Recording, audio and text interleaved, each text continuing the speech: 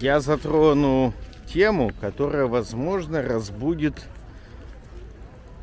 каких-то демонов. Я хочу затронуть тему зоозащитников. Я написал по этому поводу статью, которая на Патреоне. И в этой статье подробно разобрал зоозащитные организации в Краснодарском крае. Но коротенько могу вам сказать следующее. Приют должен находиться, это самое важное требование, на земельном участке, который предназначен для деятельности приютов. То есть в назначении земельного участка должна быть написано «для приютов». Например, на таком земельном участке находится Краснодок. И, насколько я знаю, это единственный приют в Краснодарском крае, который находится на земельном участке, предназначенном для приютов, для животных. То, что сейчас построили и должны построить в Белозерном под Краснодаром, я пока мало информации об этом имею. Но в статье я попытаюсь, статью я написал достаточно давно, но попытаюсь в статье дополнить и про этот новый приют. То, что находится, как у меня подопытный пример, это фонд «Ключ добра» в Горячем Ключе, в СНТ Мебельчик 2, по-моему, нет, Мебельчик просто, на остановке Будка 2. Там садоводческое хозяйство, земли сельхозназначения.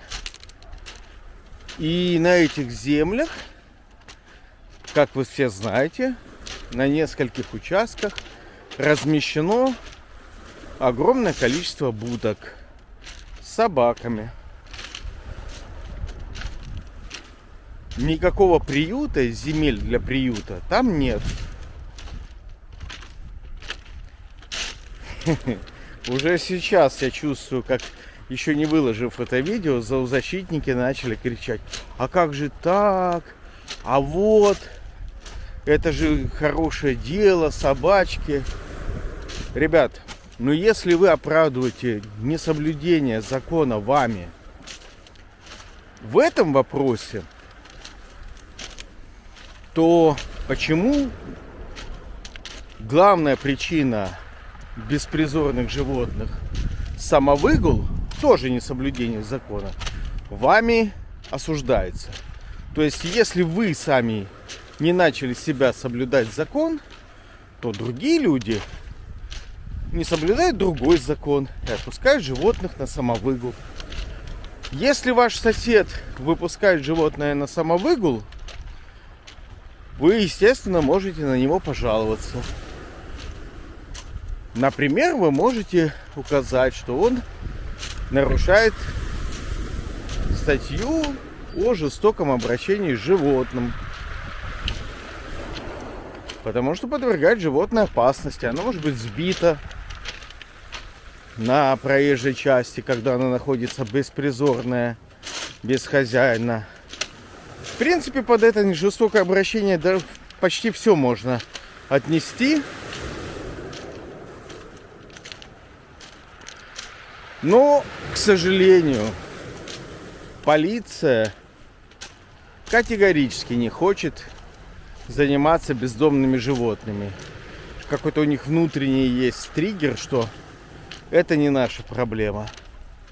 Только пока человека не раздерут на части, вот тогда они начнут шевелиться. А до этого момента полиция не замечает. Естественно, администрация любого города знает прекрасно, что так называемые приюты действуют в серой зоне. Но тем не менее администрация помогает им, выделяет бюджетные средства. Приюты, казалось бы, делают что-то хорошее, выполняют ту функцию, которую не может выполнить государство, частные приюты. Но мне непонятно, по какой причине при такой большой энергии приют не может добиться того, чтобы муниципальный участок был переведен силами администрации в целевое назначение для приютов, и спокойно можно сделать частно-государственное партнерство. Это успешная форма взаимодействия. Было бы желание. Ну, приютам, я так думаю, к тому же ключ добра. Выгодно оставаться в серой зоне, собирать эти донаты, собирать продукты. Я не согласен с тем, что принцип ОСВВ, отлов, стерилизация, вакцинация и выпуск, может решить проблему с бездомными животными.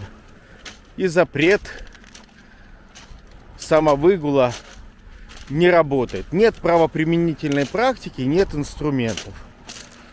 Можно было бы говорить о том, что решение проблемы возможно, если было бы, как это в Испании, обязательное вакцинирование, чипирование, извините, понятное вакцинирование.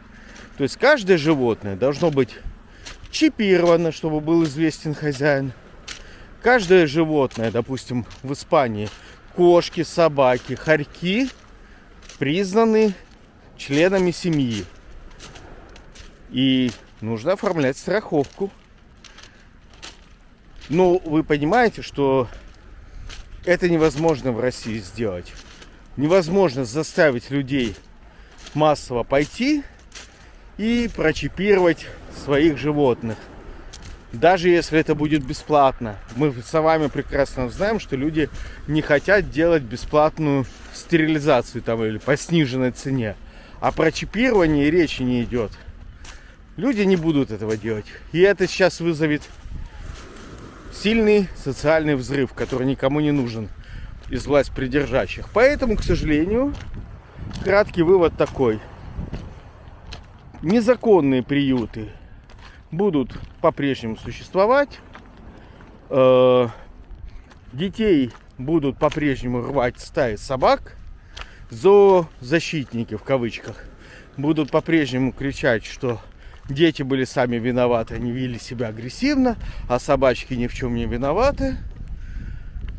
Все будет как прежде. Но прочитайте статью, потому что я там подробно разбираю известные мне приюты в Краснодарском крае, тех, кто получает подряды на выполнение процедур ОСВВ.